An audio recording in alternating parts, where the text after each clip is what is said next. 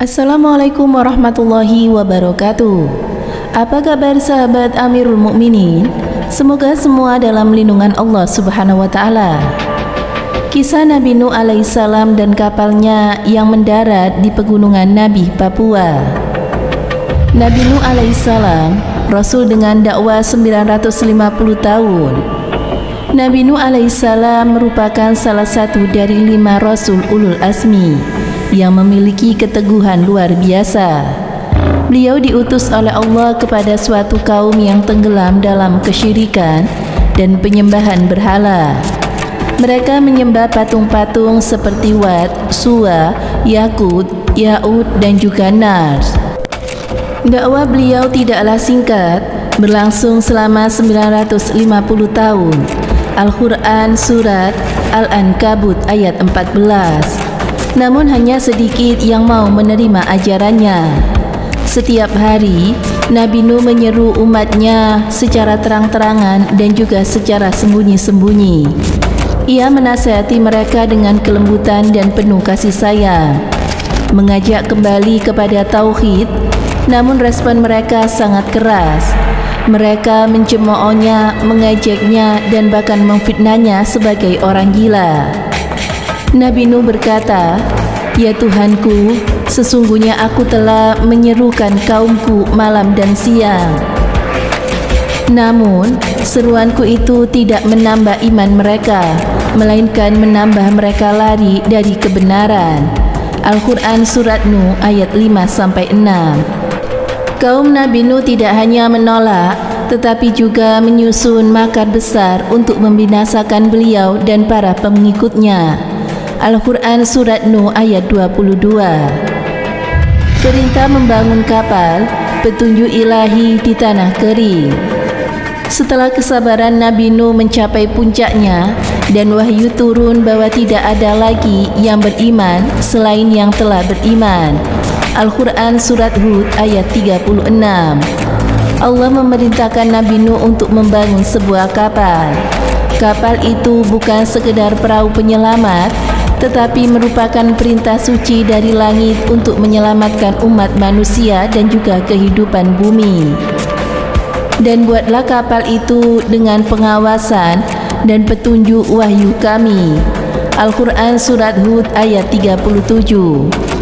Kapal itu dibangun di atas tanah yang gersang dan jauh dari lautan. Ukurannya luar biasa besar, dengan panjang sekitar 300 hasta dan tinggi bertingkat 3. Para musafir menyebutkan bahwa tingkat pertama untuk hewan, tingkat kedua untuk manusia, dan tingkat ketiga untuk logistik. Kaum Nabi Nuh yang menyaksikan proses pembangunan itu terus mengejek dan menertawakan beliau. Mereka menganggap proyek itu sebagai kegilaan, namun Nabi Nuh tetap teguh. Setiap kali pemimpin dari kaumnya melewati Nabi Nuh, mereka mencemoohnya. Nabi Nuh pun berkata, "Jika kamu mencemooh kami, maka sesungguhnya kamu juga akan mencemooh kamu sebagaimana kamu mencemooh kami." Al-Quran Surat Hud ayat 38. Banjir global ketika langit dan bumi bersekutu. Ketika segala sesuatu tidak siap, Allah memberi tanda, bumi memancarkan api dalam tanah, dan langit menurunkan hujan tiada henti. Maka berkumpullah air dari atas dan bawah menjadi samudra besar yang menenggelamkan seluruh bumi. Maka kami bukakan pintu-pintu langit dengan air yang bercucuran, dan kami jadikan bumi memancarkan mata-mata air. Maka bertemulah air-air itu untuk satu urusan yang telah ditetapkan. Al-Quran Surat Al-Qamar ayat 11-12. Air naik dengan sangat cepat, gunung-gunung tinggi pun tenggelam. Ombak bagaikan gunung. Nabi Nuh memanggil anaknya Kan'an yang masih berada di luar kapal. Nabi Nuh berkata, "Hai anakku, naiklah bersama kami dan janganlah kamu bersama orang-orang yang kafir." Dia menjawab, "Aku akan berlindung ke gunung yang dapat melindungiku dari air." Nabi Nuh berkata, Tidak ada yang melindungi dari azab Allah hari ini kecuali yang dirahmati. Al-Quran Surat Hud ayat 42-43. Namun gelombang besar datang dan menenggelamkannya. Kapal mendarat di Papua, Pegunungan Nabi. Setelah air surut, bumi menelan airnya dan langit berhenti mencurahkan hujan. Allah mengatakan, "Hai bumi, telanlah airmu, dan hai langit, berhentilah." Maka air pun disurutkan dan perintah pun diselesaikan, dan kapal itu berlabuh di atas Al-Judi. Al-Quran Surat Hud ayat 44. Selama berabad-abad, Al-Judi ditafsirkan sebagai Gunung Ararat Turki atau pegunungan di wilayah Timur Tengah. Namun temuan spiritual dan jejak leluhur Papua menunjukkan bahwa kapal tersebut berlabuh di wilayah yang dikenal masyarakat adat sebagai Pegunungan Nabi. Di Papua, wilayah sakral yang dijaga dan dihormati secara turun-temurun. Nama Pegunungan Nabi bukanlah nama modern. Ini adalah istilah lokal yang merujuk pada tempat tinggi suci yang diyakini masyarakat Mi, Moni, dan juga Damal sebagai tempat datangnya manusia dan hewan dari langit beserta banjir besar. Fakta dan legenda dari Pegunungan Nabi. 1. Jejak lisan dan tradisi adat suku-suku di pedalaman Papua menyimpan cerita rakyat tentang seorang laki-laki bijak dan kapal besar yang menyelamatkan manusia dan hewan dari banjir dahsyat. Mereka menyebutnya Bapak Agung dari air besar. Cerita ini diwariskan secara lisan selama ribuan tahun.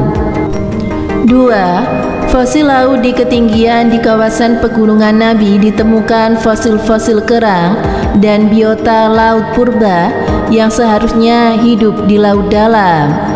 Namun, kini berada di ketinggian lebih dari 3.000 meter dan menjadi petunjuk bahwa wilayah itu pernah tenggelam air. 3. Struktur kayu misterius. Peneliti lokal dan juga ekspedisi independen melaporkan ditemukan struktur kayu besar di bawah lapisan tanah dan bebatuan gunung. Kayu tersebut sangat kuat, ringan, dan memiliki pola ikatan yang tidak dikenal dalam teknik bangunan lokal. 4. Ukiran kuno dan jejak raksasa di batu-batu sekitar Pegunungan Nabi. Terdapat ukiran kuno bergambarkan hewan berbaris masuk ke dalam perahu, serta bentuk telapak kaki raksasa. Masyarakat meyakini itu adalah jejak dari zaman Nabi Nuh. Awal peradaban baru dari Nusantara. Setelah air surut dan kapal berlabuh, Nabi Nuh dan para pengikutnya membangun kehidupan baru. Anak-anak Nabi Nuh adalah Sam, Ham, dan juga Yafid, menyebarkan ke berbagai wilayah dan menjadi nenek moyang bangsa-bangsa. Sam keturunan Arab, Yahudi, dan juga bangsa Semit. Ham keturunan Afrika dan juga ras tropis. Yafid keturunan bangsa Eropa dan juga Asia Timur. Jika benar Pegunungan Nabi adalah tempat berlabuhnya kapal, maka Papua dan Nusantara menjadi pusat awal peradaban manusia pasca banjir. Teori migrasi dan juga genetika mendukung kemungkinan penyebaran dan juga wilayah timur jauh ke barat. Kebangkitan Nur Ilahi dari timur. Kisah Nabi Nuh bukan sekedar cerita masa lalu, tetapi adalah pertanda bahwa umat manusia pernah dimulai ulang dari tempat suci di timur, dan cahaya petunjuk akan kembali terbit dari arah matahari terbit. Aku mencium nafas Tuhan dari arah timur. Hadis riwayat Tirmizi. Pegunungan Nabi di Papua adalah simbol bahwa tanah Indonesia, khususnya wilayah timur, menyimpan rahasia besar kenabian dan juga awal mula umat manusia. Dan kini, saat dunia kembali maju, zaman fitnah dan juga banjir spiritual, mungkin sudah waktunya kita menengok kembali ke timur, ke tempat di mana kisah agung itu pernah dimulai. Semoga bermanfaat. Wallahu a'lam bissawab. Wassalamualaikum warahmatullahi wabarakatuh.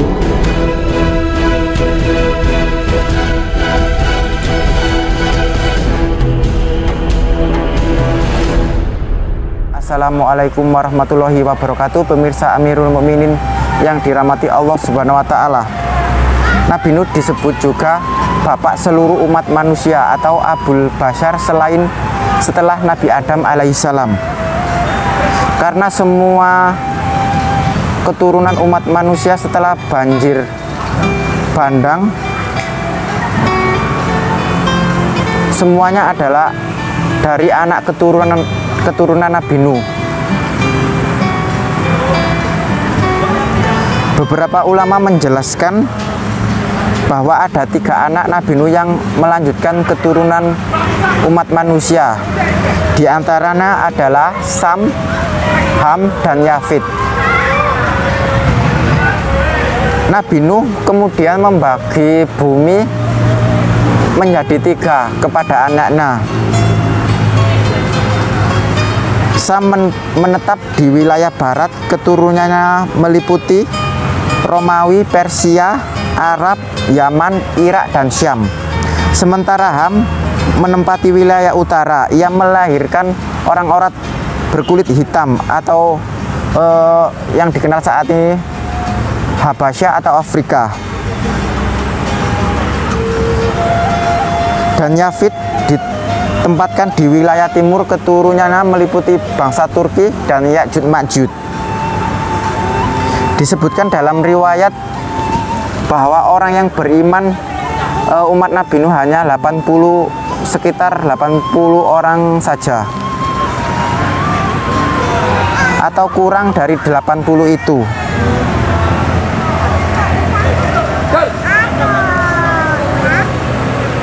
Dalam riwayat disebutkan hanya anak-anak Nabi Nuh yang berhasil melahirkan keturunan, sementara pengikut umat Nabi Nuh tidak memiliki keturunan. Dalam riwayat lain disebutkan bahwa mereka semuanya terserang wabah penyakit, mereka semua mati kecuali anak-anak Nabi Nuh. Sehingga umat manusia di muka bumi ini adalah keturunan Nabi Nuh yang berasal dari 3 anaknya tadi. Makanya tak heran Nabi Nuh disebut sebagai bapak manusia setelah Nabi Adam alaihissalam. Semoga memberi manfaat. Wassalamualaikum warahmatullahi wabarakatuh.